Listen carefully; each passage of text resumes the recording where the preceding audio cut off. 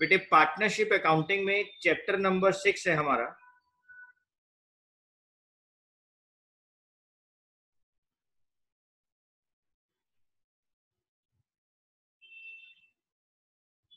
बेटे chapter number 6 है हमारा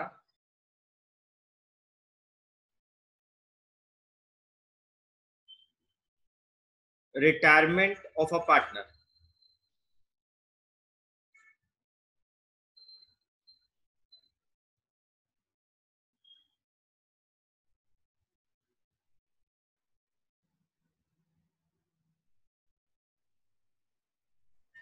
बेटे चैप्टर नंबर 6 है बच्चों हमारा रिटायरमेंट ऑफ अ पार्टनर।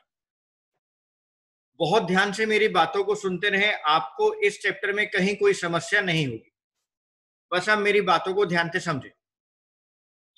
बेटे पहले तो हम इस बात को क्लियर करें कि सर रिटायरमेंट का क्या मतलब होता है। ए, बी और सी, बेटा ये 3 पार्टनर है हमारी फर्म में।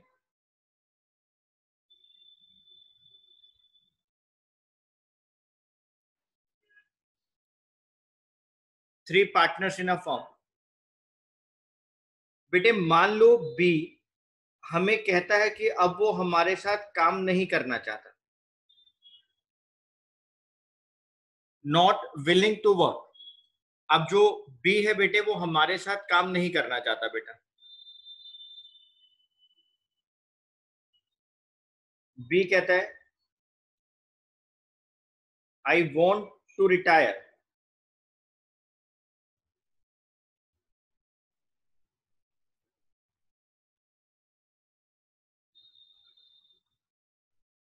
From partnership firm.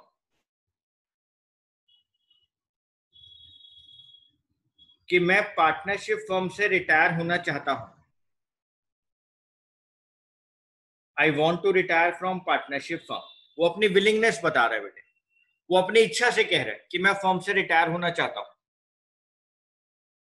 बेटे बी के जाने के बाद हमारे पास जो रिमेनिंग पार्टनर्स रह गए,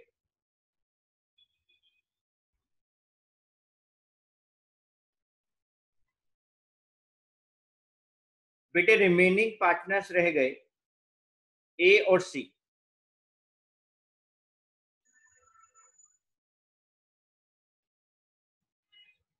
रिमेनिंग पार्टनर्स रह गए ए और सी। बेटे पार्टनरशिप की डेफिनेशन को एक बार अपने जहन में लेकर आओ, एक बार अपने ध्यान में लेकर आओ। Partnership is the relation between two और मोर पर्सन। बेटे अभी भी यहां 2 लोग रह गए, पार्टनरशिप के अंदर अभी भी 2 लोग रह गए हैं बेटे, तो पार्टनरशिप तो कैरी करेगी। पार्टनरशिप फर्म से एक पार्टनर रिटायर हो गया, बाकी 2 रह गए हैं, पार्टनरशिप तो अभी भी चलेगी बेटे। सर यहां पे रिटायरमेंट उसकी अपनी इच्छा से हो रहा है, विलिंगनेस से हो रहा है, वो अपनी इच्छा से बेटे पार्टनरशिप फर्म को छोड़ के जा रहा है। हाँ बेटे, बेटे हमारे पास 3 तरीके होते हैं, हमारे पास 3 तरीके हैं बेटे। जब पार्टनर पार्टनरशिप फर्म को रिटायर करेगा तो कैसे कैसे हो सकता। अब partner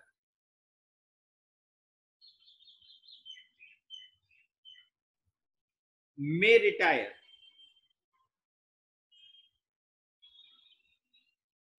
from the firm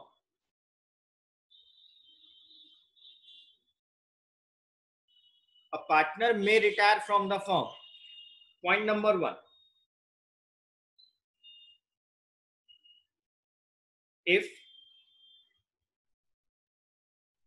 there is an agreement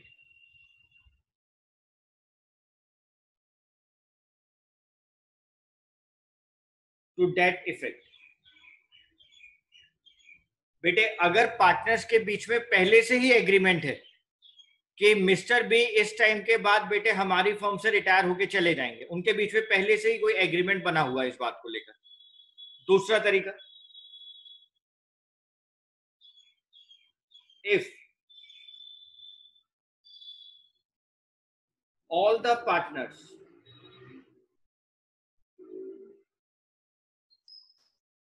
agree to his retirement. बेटे इसका मतलब कि जो पार्टनरशिप फर्म में बी को छोड़ के बाकी पार्टनर्स हैं वो इस बात पर एग्री कर जाएं कि साहब बी को पार्टनरशिप फर्म से हटाया जाए, उसको वैसे कहा जाता है एक्सपेल्शन। लेकिन जब बी इस बात को कह रहा है कि साहब मैं अपनी पार्टनरशिप फर्म से रिटायर होना चाहता हूं और ए और सी इस बात को एग्री करना है, अगर बाकी के बचे पार्टनर्स इस बात को एग्री कर गए कि हाँ साहब बी अगर जाना चाहता है तो कोई प्रॉब्लम नहीं है, अब ए और सी मिलकर काम करेंगे, तो बेटे बी के retirement possible.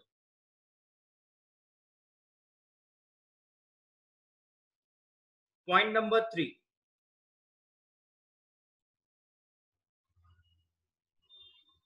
if the partnership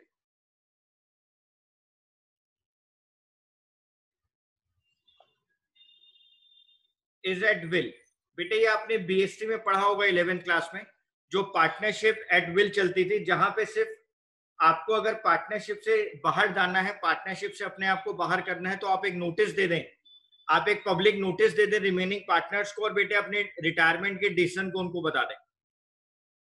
if the partnership is at will,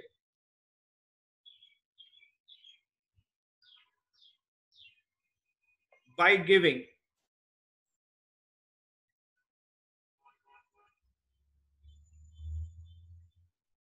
giving a written notice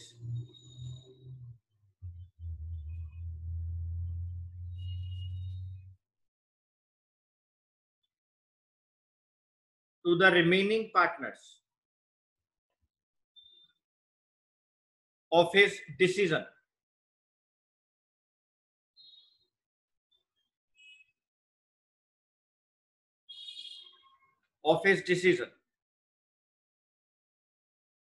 to retire।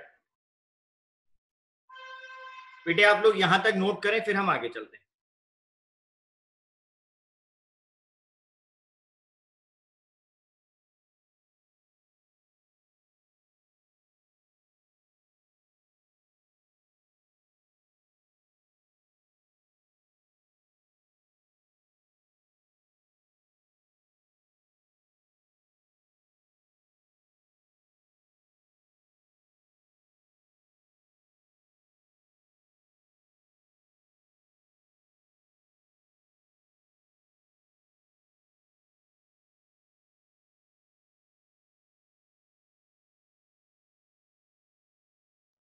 बेटे इस बात को आप लोग नोट करेंगे, मैं आपको टाइम दे रहा हूं 2 मिनट का, आप अच्छे से नोट करें सारी बातों को।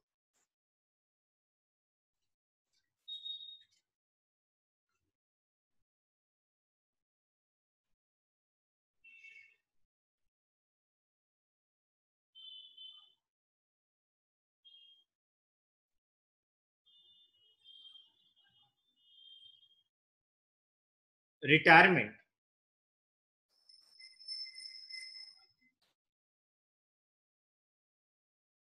of a partner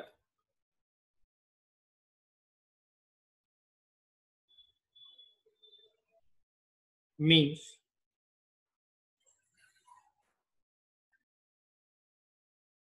the retiring partner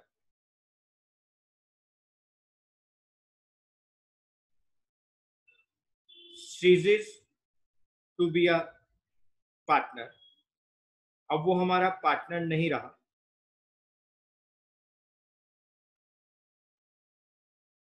of the firm, but the firm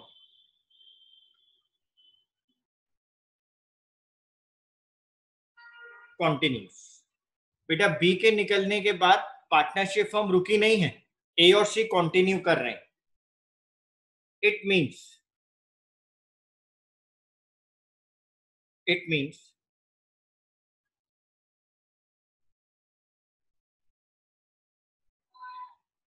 the firm continues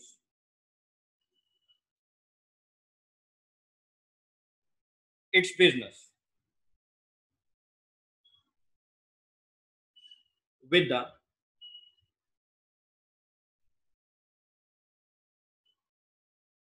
remaining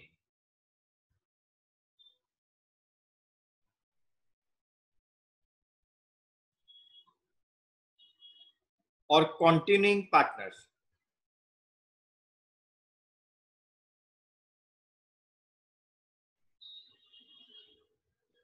in accordance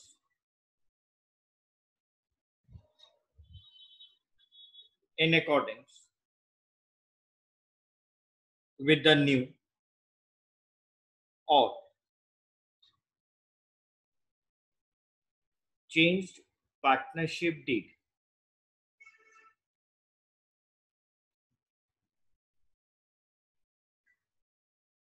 बेटे मैं आपको ना इस वाली बात का मतलब फिर समझाता हूं. इन अकॉर्डेंस विद द न्यू और चेंज्ड पार्टनरशिप डीड. बेटा ए, बी और सी हमारे पहले पार्टनर थे और इनके बीच में बेटा एक पार्टनरशिप डीड चल रही थी. इनके बीच में एक पार्टनरशिप डीड पहले से एग्जिस्ट कर रही थी बेटे.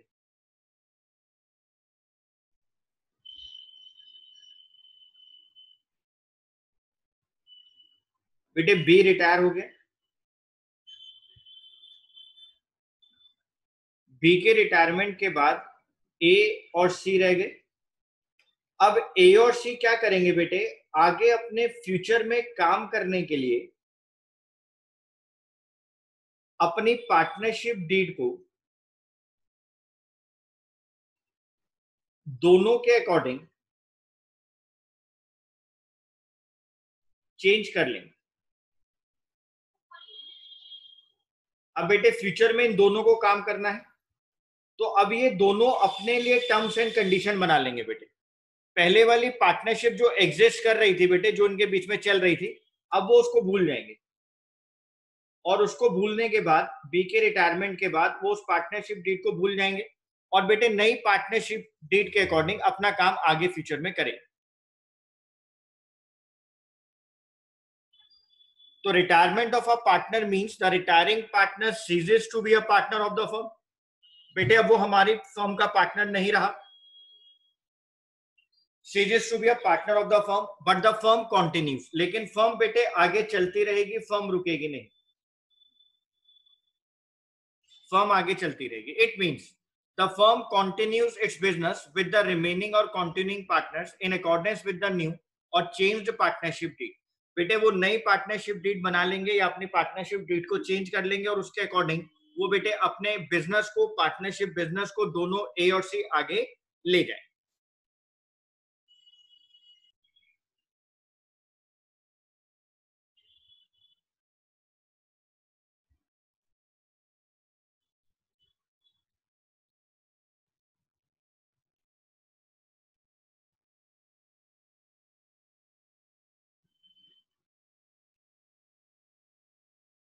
नेक्स्ट कॉन्सेप्ट बच्चों,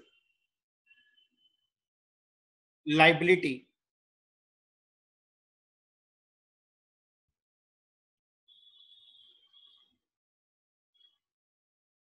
ऑफ अ रिटायरिंग पार्टनर.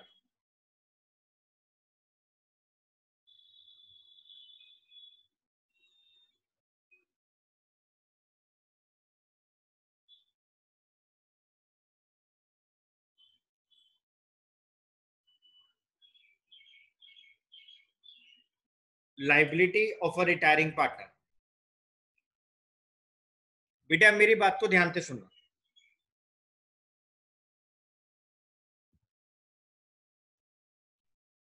1 जनवरी 2010 को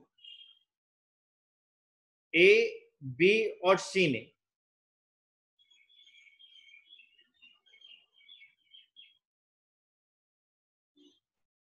ए, बी और सी ने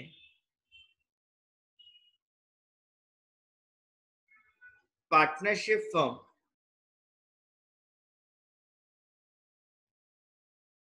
स्टार्ट की. बेटे यहां से इन्होंने अपनी पार्टनरशिप फर्म को स्टार्ट किया और बेटे ये अपनी पार्टनरशिप फर्म को फ्यूचर में कैरी करते ला रहे हैं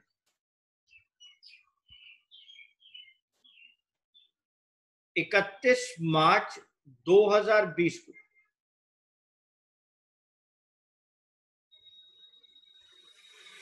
बेटे बी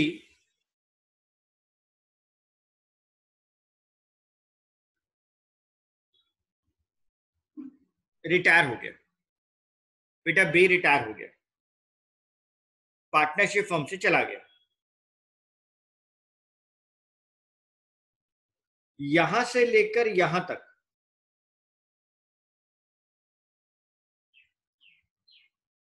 इस टाइम पीरियड में up to the date of retirement,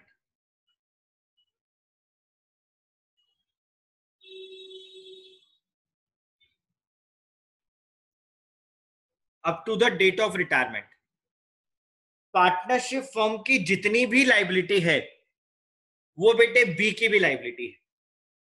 up to the date of retirement partnership firm की जो भी लाइबिलिटी है बेटे, पार्टनरशिप फर्म की जो भी लाइबिलिटी है उस लाइबिलिटी के अंदर बेटे बी का भी हिस्सा है, मतलब बी भी उस लाइबिलिटी के लिए बेटे हिस्सेदार है।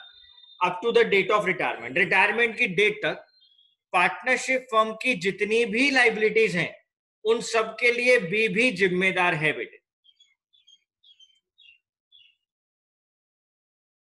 लेकिन लेकिन बेटे मेरी बात को ध्यान से सुनेंगे, मैं यहां क्या लिख रहा हूं, मैं यहां पर एक बहुत इंपॉर्टेंट बात लिखवाऊंगा बेटे, अब ध्यान से सुनेंगे।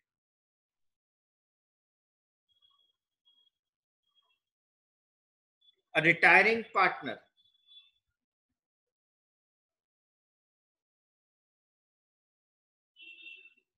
remains liable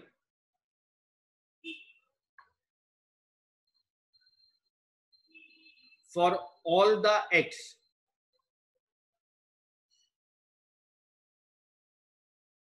of the firm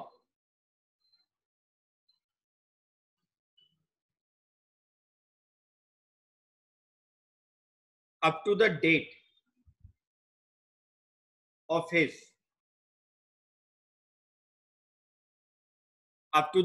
his retirement.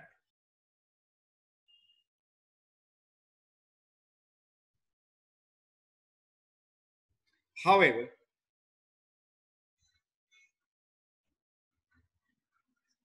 a retiring partner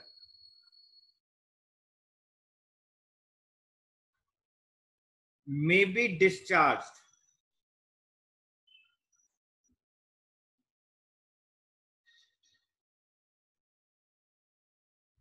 from his liability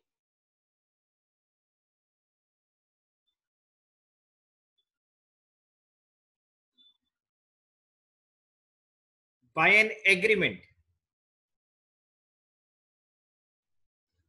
between himself,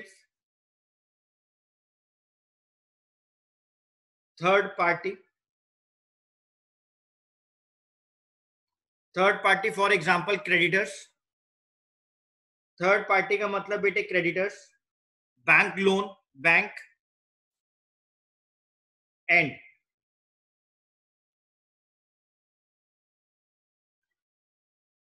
the remaining partners. बेटे बहुत इंपॉर्टेंट बात मैं यहां लिखवा रहा हूं कि रिटायरिंग पार्टनर अपनी इन लाइबिलिटी से डिस्चार्ज हो सकता है अगर उसके बीच में, बाहर वाली थर्ड पार्टी के बीच में और रिमेनिंग पार्टनर्स के बीच में कोई एग्रीमेंट पहले से चल रहा है। अगर उनके बीच में एग्रीमेंट हो जाता है कि भाई जिस दिन वो रिटायर हो रहा है रिटायरिंग पार्टनर की कोई लाइबिलिटी नहीं है, तो बेटे वो इन सारी लाइबिलिटी से डिस्चार्ज हो सकता है। However, a retiring partner may be discharged from his liability by an agreement between himself, third party and the remaining partners. Retiring partner अपनी लाइबिलिटी से डिस्चार्ज हो सकता है, वो लाइबिलिटी उसकी नहीं मानी जाएगी अगर उसके थर्ड पार्टी के और कॉन्टिन्यूइंग पार्टनर्स के बीच में पहले से कोई एग्रीमेंट चल रहा है, या उनके बीच में बेटे कोई एग्रीमेंट हो जाता है कि रिटायरिंग पार्टनर किसी भी लाइबिलिटी के लिए जिम्मेदार नहीं है। अगर रिटायरिंग पार्टनर ये एग्रीमेंट कर लेता है बेटे कॉन्टिन्यूइंग पार्टनर्स के साथ, थर्ड पार्टीज के साथ, तो बेटे वो जिम्मेदार नहीं होगा। लेकिन बेटे एक और इंपॉर्टेंट केस मैं आपको यहां समझा रहा हूं, आप मेरी बात को बहुत ध्यान से सुनेंगे।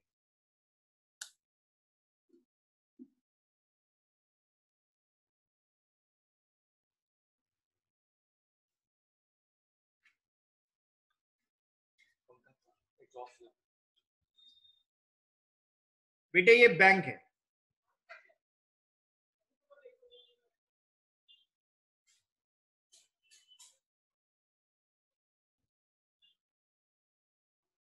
SBI bank. ए, बी और सी बेटे इस बैंक से 10 करोड़ का लोन लेते हैं।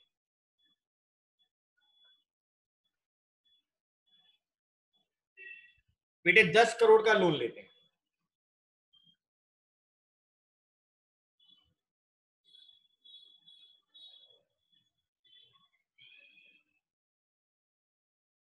इकतीस मार्च 2020 को बे रिटायर हो जाता है।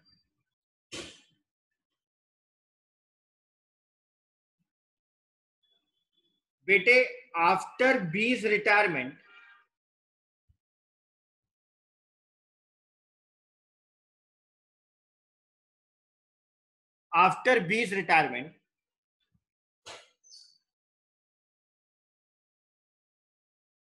बैंक के लोन की इंस्टॉलमेंट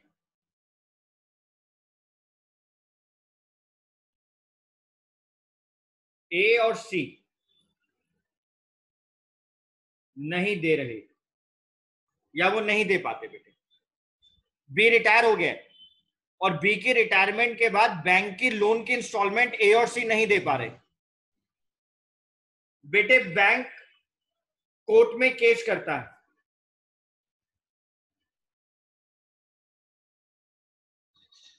बैंक कोर्ट में केस करेगा।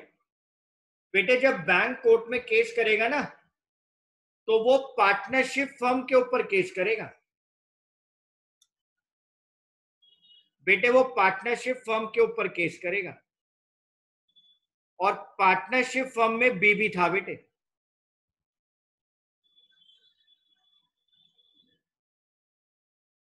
पार्टनरशिप फर्म में तो बी भी काम कर रहा था, यानी बी की रिटायरमेंट के बाद भी बेटा बी लायबल हो गया।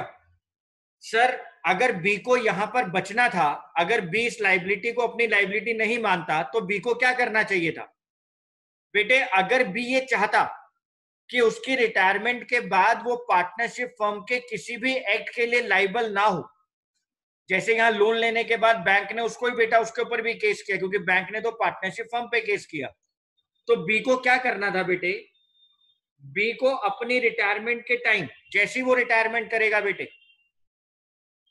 बेटे उसको एक पब्लिक नोटिस निकालना था। बेटे उसको एक पब्लिक नोटिस निकालना था। बेटे बी को ना बैंक को भी जाकर इंटीमेट करना था। बी को राइटिंग में बैंक को भी देना था, और ये देना था राइटिंग में कि मैं पार्टनरशिप फर्म से रिटायर कर रहा हूं, यानी a retiring partner also continues to be liable to third parties for the act of the firm even after his retirement until a public notice of his retirement is given।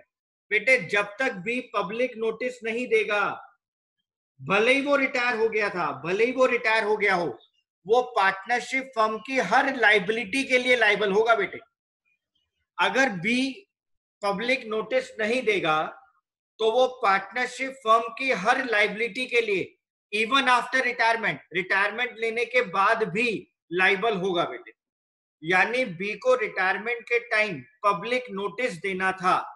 अगर B public notice नहीं देगा, तो उसके retirement के बाद भी be liable होगा partnership firm के सारे एक्ट के लिए। मैं इसको लिखवा रहा हूं।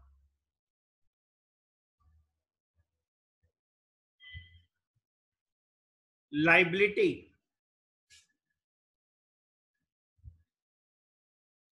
For the act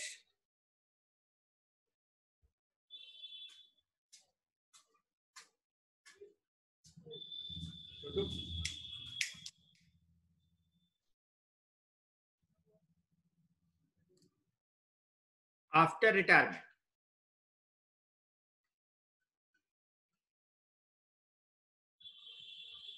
A retiring partner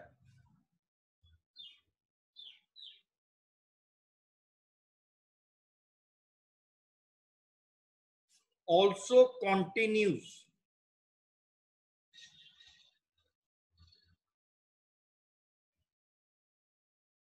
to be liable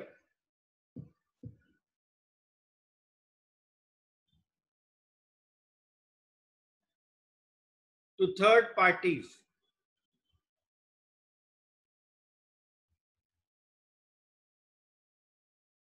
for the acts of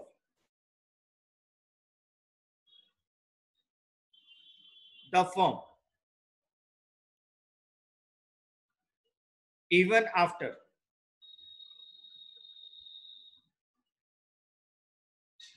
his retirement until a public notice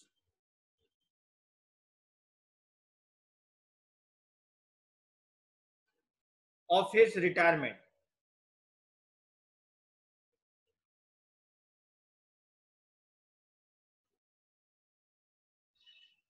is given.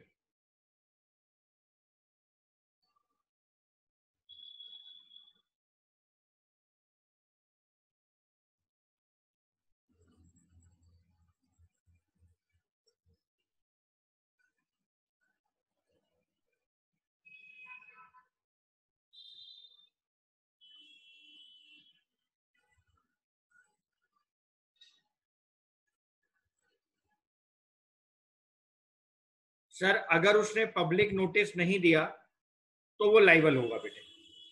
अगर उसने पब्लिक नोटिस नहीं दिया तो वो लाइबल हो जाएगा, तो उसको पब्लिक नोटिस देना पड़ेगा.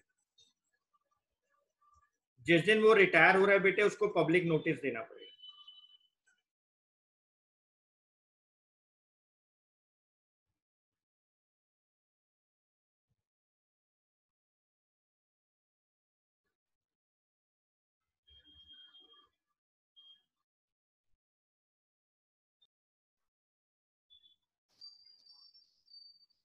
बेटे आगे की बात कर रहे हैं. इसके आगे कॉन्सेप्ट नंबर 3, हमें रिटायरमेंट में क्या क्या करना होगा, हम रिटायरमेंट के अंदर क्या क्या नई बातें सीखेंगे, हमें रिटायरमेंट के अंदर और क्या क्या बातें सीखनी है.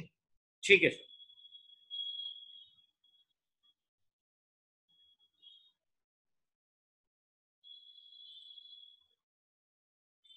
Adjustments required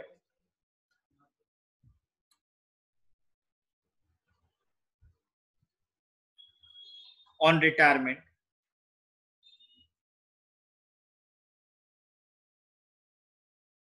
of a partner.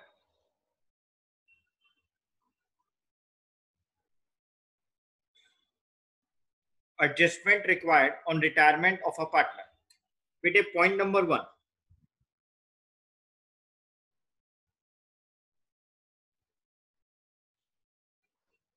determining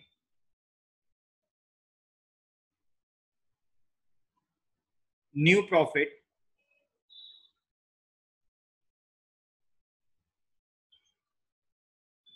sharing ratio. Determining new profit sharing ratio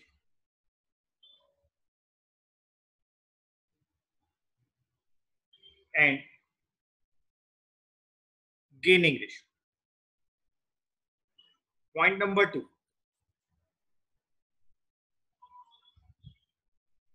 valuation and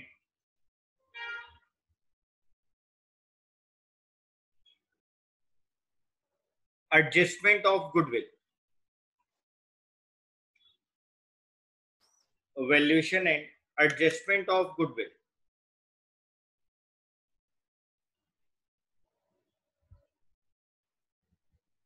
Point number 3,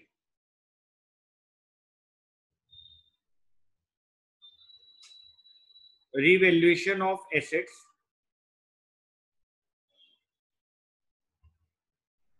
and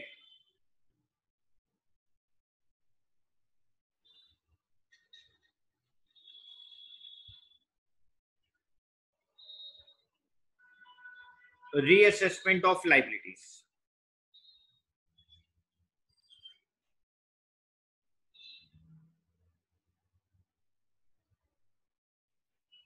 Reserves and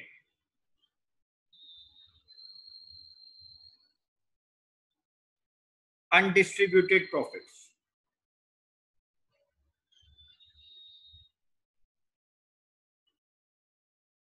Computation of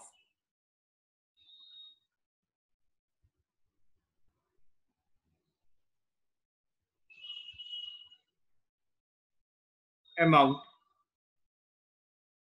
due to a retiring partner.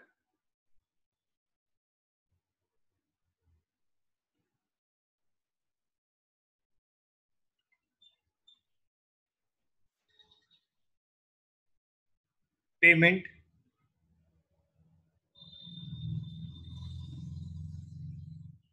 to the retiring partner.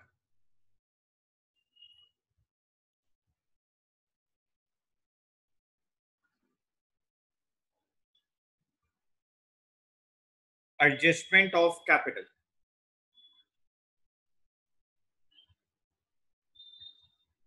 अब हम लोग 2020 के according कौन कौन से topic deleted हो गए हैं वो आपको बता देते हैं. Deleted topics. Topic number 7, adjustment of capital, deleted. Payment to the retiring partner या computation of amount due to retiring partner में इन दोनों टॉपिक्स के अंदर लोन अकाउंट,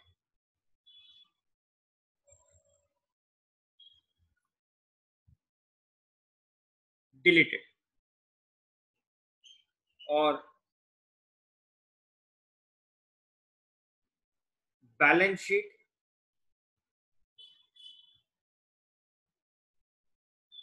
आफ्टर रिटायरमेंट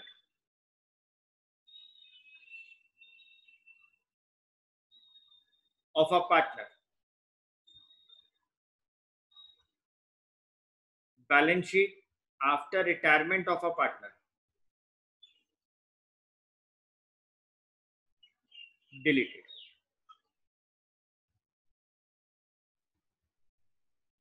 यानी सर हमें लोन अकाउंट भी नहीं पढ़ना है, हमें बैलेंस शीट की प्रिपरेशन भी नहीं पढ़नी है. पूरी पार्टनरशिप में कहीं बैलेंस शीट नहीं आएगी. हमें एडजस्टमेंट ऑफ कैपिटल भी नहीं पढ़ना है. नहीं बेटे, आपको ये भी नहीं पढ़ना. आपके पास सुनहरा मौका 100 नंबर लाने का. सारी मुश्किल चीजें सीबीएसई हटा रहा है. लोन अकाउंट डिलीट कर दिया गया है, बैलेंस शीट पूरी पार्टनरशिप में कहीं नहीं है, एडजस्टमेंट ऑफ कैपिटल को डिलीट कर दिया गया है. ठीक है. तो हमारा पहला टॉपिक जो स्टार्ट होता है बेटे वो ये, determining new profit sharing ratio and gaining ratio.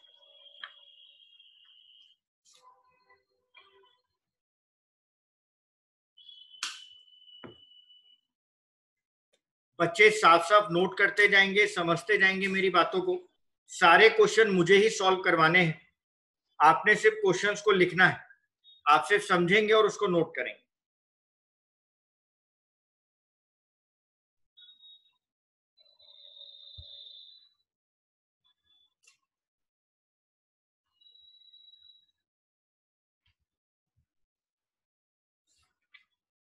Page number 6.54, question number 1.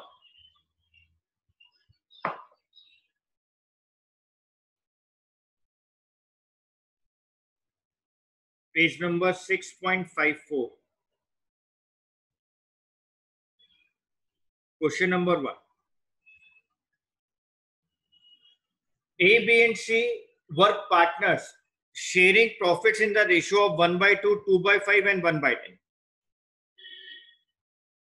A, B और C तीन पार्टनर हैं. 1/2, 2/5 1/10।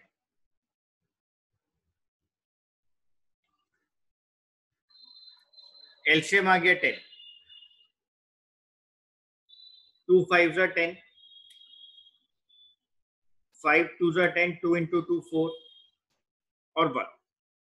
यानी सर इनके बीच में जो रेशो चल रही है वो है 5 4 1, A B C। Find the new ratio of the remaining partners if C retire। बेटे अगर C रिटायर कर गया तो हमें A और B की न्यू रेशो बतानी है। A और B की न्यू रेशो बतानी। बेटे जब C रिटायर कर गया, आपकी पार्टनरशिप फर्म से C रिटायर कर गया, ये चला ही गया बेटे, तो इसको हटा दो, इसको भूल जाओ बेटे।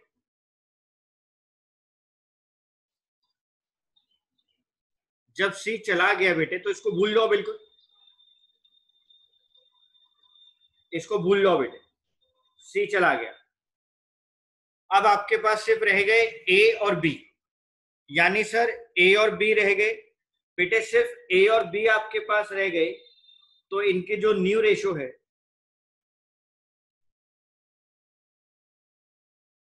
वो आ गई बेटे 5:4। C चला गया, C को भूल लो बेटे, 5:4 हमारे पास न्यू रेशो आ गई, 5:4 हमारी न्यू रेशो आ गई। ठीक है सर, ABC 3 पार्टनर थे, C चला गया, भूल जाओ बेटा, एकदम से भूल जाओ। रेशो रह गई हमारे पास क्या, A और B की 5:4, खत्म बात।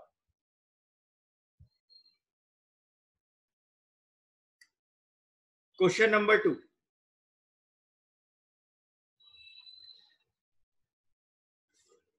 क्वेश्चन नंबर 2, X Y और Z 3 पार्टनर है बेटे, 1/2 X बेटे 1/2, Y की रेशो है 3/10, Z की रेशो है 1/5। एलसीएम आ गया 10, 5 3 2।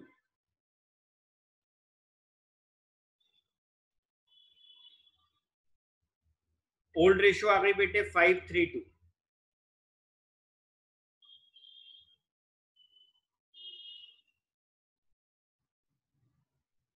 क्वेश्चन को ध्यान से पढ़ें। Calculate the gaining ratio of remaining partners when Y retired from the firm. बेटे जब Y रिटायर हो गया, Y को भूल लो, Y खत्म बेटे, Y को भूल लो बिल्कुल। X Y Z है, Y को एकदम से भूल जाओ। अब X और Z रह गए, रेशियो रह गए बेटे 5:2। यानी सर बेटे Y के रिटायरमेंट के बाद न्यू रेशियो और गेनिंग रेशियो दोनों सेम हो गई इसके लिए। After Y retire,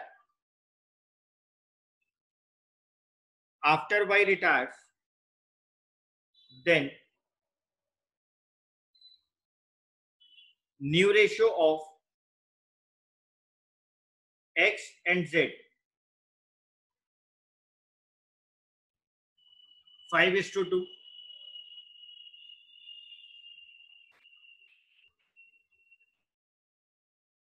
Gaining ratio of X और Z 5:2। बेटे याद करो, एडमिशन में मैं आपको एक चीज बताता था कि जब old partners old ratio given हो और नए पार्टनर का सिर्फ फ्रैक्शन शेयर गिवन हो, जैसे A और B 5:3 के रेशो में प्रॉफिट शेयर करते हैं और नया पार्टनर C एडमिशन ले रहा है 1/4 शेयर के लिए, और उसके अलावा क्वेश्चन में कुछ ना दे रखा हो, तो मैं आपको कहता था कि बेटा उस केस के अंदर ओल्ड रेशो ही सैक्रिफाइसिंग रेशो बन जाती। वैसे यहां पर न्यू रेशो की कोई बात नहीं है बेटे, एक्स वाई जेड की ओल्ड रेशो दी है, वाई रिटायर कर गया, तो एक्स और जेड के पास जो रेशो रह गई बेटे, यही इनके लिए न्यू रेशो है और यही बेटा इनके लिए गेनिंग रेशो। जब तक हमारे को न्यू रेशो नहीं दी जाएगी, हम बेटे इसी रेशो को अपनी गेनिंग रेशो मानेंगे। ठीक है sir.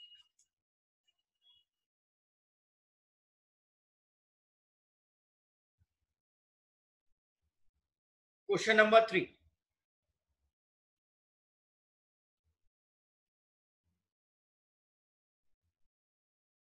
Shiv, Mohan and Hari were partners in a firm.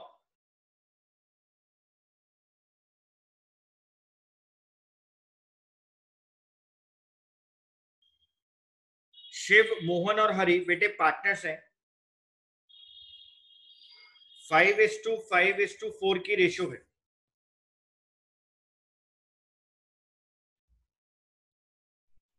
Mohan retire, बेटे मोहन रिटायर हो रहा है।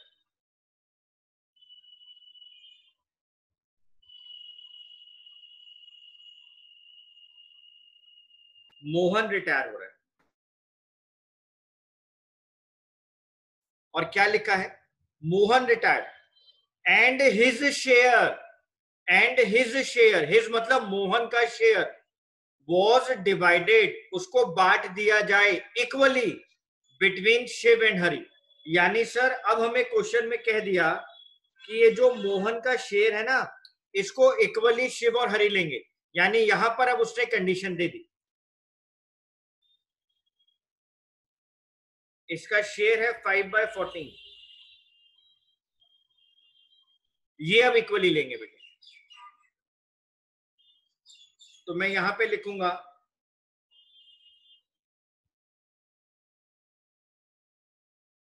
शिव की गेनिंग रेशो, ये मोहन का शेयर है 5/14,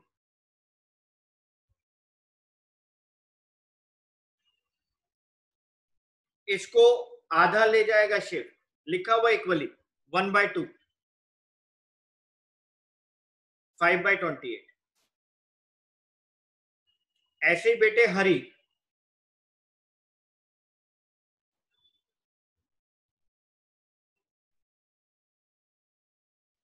की गेनिंग रेशो आएगी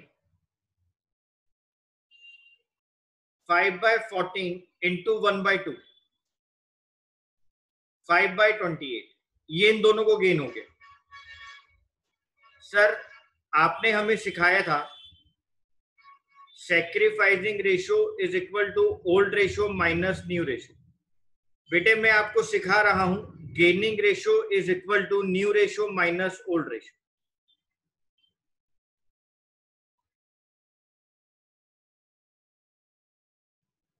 sacrificing ratio is equal to old ratio minus new ratio. अब मैं आपको सिखा रहा हूं gaining ratio is equal to new ratio minus old ratio. तो सर ये तो दोनों गेनिंग रेशो में आ गई, ओल्ड रेशो हमें गिवन है, तो बेटे आप यहां पे इसकी न्यू रेशो निकाल दो। New ratio is equal to old ratio plus gaining ratio.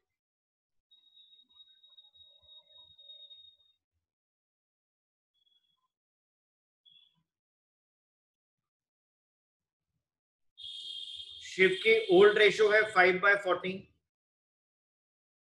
उसने गेन किया 5/28 से, एलसीएम आ गया 28, 14 2 28, 10 + 5,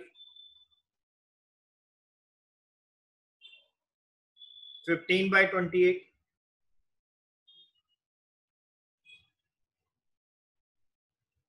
हरी के लिए न्यू रेशो देखो बेटे, ओल्ड रेशो है उसकी 4/14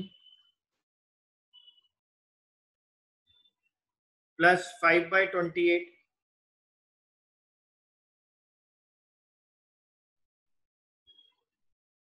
एलसीएम आ गया 28, 8 + 5, 13/28। यानी सर न्यू रेशो आ गई 15:13। यानी सर न्यू रेशियो आ गई 15:13। हाँ बेटे, नई रेशियो आ गई 15:13।